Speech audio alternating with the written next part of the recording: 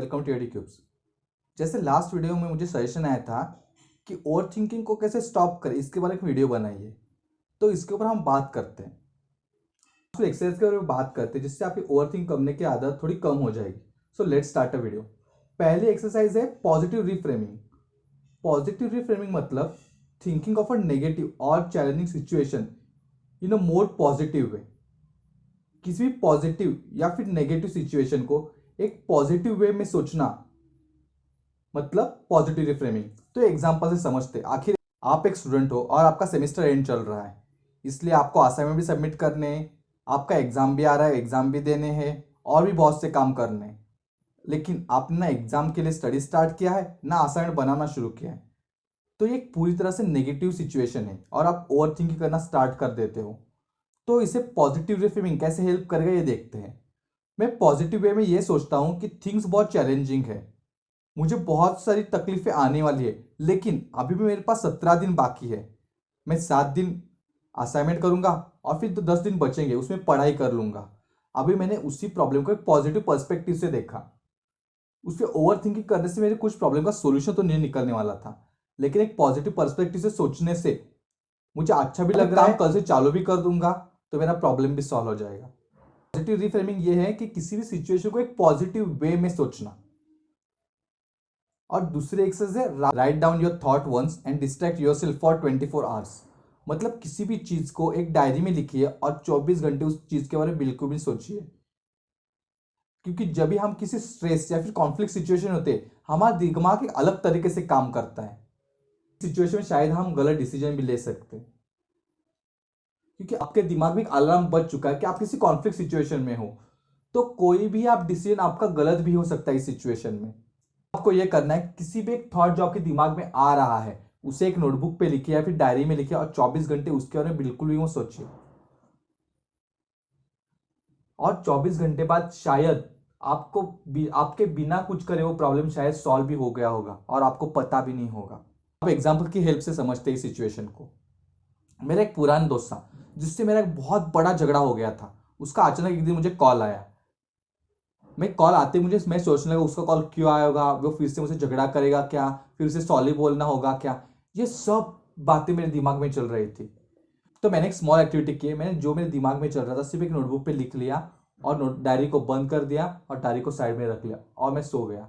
दूसरे दिन पूरे दिन मैंने काम किया, उस बारे में बिल्कुल भी नहीं सोचा। और शाम में मुझे पता चला कि वो कॉल मुझे गलती से लग गया था। मतलब किसी के गलती से कॉल लगने से मैं पूरी रात उस दिन जागता, सोचता रहता कि क्या हुआ था, कैसे हुआ, वो मुझे झगड़ा करेगा क्या, या फिर से मेरा मूड ऑफ हो जाएगा क्या। तो कोई प्रॉब्लम था ही नहीं जिसे मैं प्रॉब्लम मान रहा था। ओवर थिंकिंग मुझे ये मानने पे मजबूर कर रहा था कि मैं प्रॉब्लम में हूँ। तो देखिए, मैंने सिर्फ डायरी पे लिख लिया 24 घंटे, उसके बाद बात नहीं किया और प्रॉब्लम का सोल्यूशन भी निकल गया मेरे बिना कुछ किए। तो हो गई प्रॉब्लम सॉल्व। ऐसे बहुत सारे हमारे प्रॉब्लम्स होते हैं जो प्रॉब्लम्स होते ही नहीं है। मराठी में एक म्हण है, मन न चिंतित है मन चिंतित। मतलब जो हमें खुद के बारे में सोचते हैं उतना शायद दुश्मन भी हमारे बारे में गलत नहीं सोचता। हम खुद के बारे में भी बहुत कुछ गलत सोचते हैं। तो ये सोचना बंद कीजिए। अगर कोई थॉट आपके दिमाग में बार बार है उसे नोटबुक में लिखिए और उस डायरी को बंद कीजिए। 24 आवर्स उस बारे में कुछ भी मत सोचिए, शायद वो प्रॉब्लम सॉल्व भी हो गया होगा 24 आवर्स के बाद। थर्ड एक्सरसाइज है recognise what you can control and what you can not. आप पहचाने कि आप क्या कंट्रोल कर सकते हो और क्या कंट्रोल नहीं कर सकते। लेकिन कल ट्रैफिक होगा कि नहीं इसके बारे में मैं सोच रहा हूं कि कल ट्रैफिक होगा क्या, फिर मुझे लेट होएगा कॉलेज पहुंचने के लिए या फिर ऑफिस पहुंचने के लिए। लेकिन सच में क्या ट्रैफिक मेरे कंट्रोल में है? मैं ट्रैफिक पूरे शहर का ट्रैफिक कंट्रोल कर सकता हूं? नहीं। तो मुझे अगर स्कूल में या फिर कॉलेज में या फिर ऑफिस में जल्दी पहुंचना तो घर से जल्दी निकलूंगा, मेरा प्रॉब्लम वही सॉल्व हो जाएगा।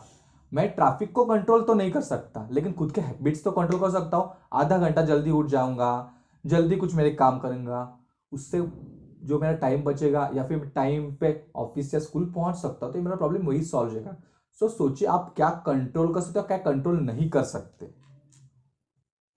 फोर्थ एक्सरसाइज है ग्रेटिट्यूड को प्रैक्टिस कीजिए। पॉजिटिव ग्रेटिट्यूड के साथ कुछ लिखिए कि पास ये है इसलिए मैं बहुत खुश हूँ। बहुत सारे कॉलेज जाने वाले बच्चों को FOMO, fear of missing out की वजह से ओवर थिंकिंग हैबिट होते हैं। मेरे दोस्त के पास ये है, मेरे दोस्त के पास वो है, और हम ओवर थिंकिंग करने लगते हैं उसके पास वो है, वो मेरे पास नहीं है, वो मेरे बारे में क्या सोचता होगा, वो मुझ पे हंसेगा क्या, फिर मैं पार्टी नहीं जाऊंगा, फिर वो मुझसे हंसेगा क्या। और वो ये सब मुझे ओवर थिंक करने के लिए मजबूर कर रहा है। उससे उल्टा मैं किसी चीज़ के बारे में ग्रेटिट्यूड रखूँ कि मेरे पास ये है इसीलिए मैं खुश हूँ, तो ये पॉजिटिव वे में मुझे हेल्प करने वाला है। सो ये 4 एक्सरसाइज आप करने से आपको बहुत सारी ओवर थिंकिंग के हैबिट में हेल्प होगी। तो आते हैं हमारे कंक्लूजन के पार्ट पे। हम ओवर थिंकिंग को पूरी तरह से बिल्कुल भी बंद नहीं कर सकते, लेकिन इस एक्सरसाइज की मदद से हम ओवर थिंकिंग को कम जरूर कर सकते हैं। तो एक्सरसाइज प्रैक्टिस कीजिए, मेरा पर्सनल एक्सपीरियंस है कि इन एक्सरसाइज ने बहुत हेल्प किया है, तो आप भी इसे प्रैक्टिस कीजिए, आपको जरूर हेल्प मिलेगी। तो अभी मिलते हैं हमारे नेक्स्ट वीडियो में। तो अगर ये वीडियो आपने एंजॉय किया होगा तो अपने दोस्त अपने फ्रेंड्स को भी शेयर कीजिए। और अगर आप इस चैनल में नहीं है तो एडुट्यूब को सब्सक्राइब करना ना भूले। तो अभी मिलते हैं हमारे नेक्स्ट वीडियो में, तब तक गुड बाय, टेक केयर।